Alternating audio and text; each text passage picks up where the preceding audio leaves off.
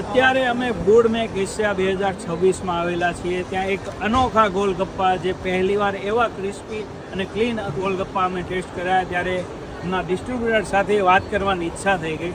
જે જેન્યુઅન વાત છે એ આજે અમારે એમની સાથે તમને કરાવી છે. અને શા માટે આ ગોલગપ્પા લેવા આટલી બધી ભીડ ભેગી થઈ છે એનું કારણ પણ તમને કહેવાનું છે.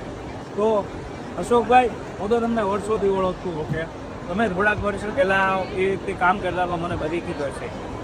ડિસ્ટ્રીબ્યુટરશીપ તમે લીધી, કઈ રીતે આગળ વધ્યા, અને આનું કારણ શું છે કે આ પાણીની આણી ગોલગપ્પા ખાવા એટલે ભીડ ભેગી થઈ હતી? આમ તો યુગમાં જણાય કે હું એક ડાયમંડનો વેપારી હતો, રિયલ ડાયમંડનો વેપારી. પછી મને એમાંથી ખબર થઈ કે તેના 2 વર્ષ ત્યાં પ્રોબ્લેમ આપી. પણ મને એવું લાગ્યું કે રિયલ ડાયમંડથી પણ વિશેષ શું છે કે લોકોના હેલ્થને સારું બની રહે અને સારું ખાવાનું મળે. જે અત્યારે મેજોરિટી માર્કેટમાં પાણીપુરી, જે લોકો આપણે જોઈ ગઈ અવારનવારથી દેવી ગયું પણ આપે પગે સંકળાયેલી છે એવી જેવી બનતી તો મને આ ફંડની ગોલગપ્પા નામની કંપનીમાં કોન્ટેક્ટ થયો. એટલે એ ભાઈ છે આપણે અલ્પેશભાઈ ગોવા, એમને કીધું કે તમે આવો 1 મહિના પાકી મારી. એમને જે ધાર લાગે ને એકદમ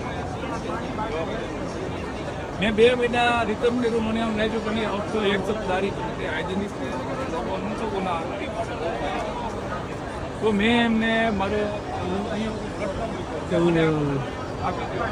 હું સૌથી જાણતા ને આ તારી ખવડાવવામાં આવું તો મેં આરતી સ્વીકારી. આટલા 2 મહિના રિઝલ્ટ પછી તો એનું રિઝલ્ટ અત્યારે મને અહીંયા રજૂ મીડિયા લોકો પણ જોઈતો કે ખરેખર મારી રિઝલ્ટ રાઈટ હતી કે રોંગ, ત્યાં જનતા પણ સ્વીકારે છે કે નહીં. અને સુરતનું જમણ બેસ્ટ હોય છે. સુરતના લોકો જે ટેસ્ટ ઓકે કરે તે ઓકે ટેસ્ટ ત્યારે સુરતના લોકોનો આ મેન્ડેટ મળી ગયો છે પાણીપુરીની.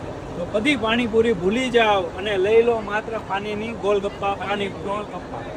અમારી તમામ માહિતીથી અપડેટેડ રહેવા માટે જોડાયેલા રહો ત્રિશુલ ન્યૂઝ સાથે.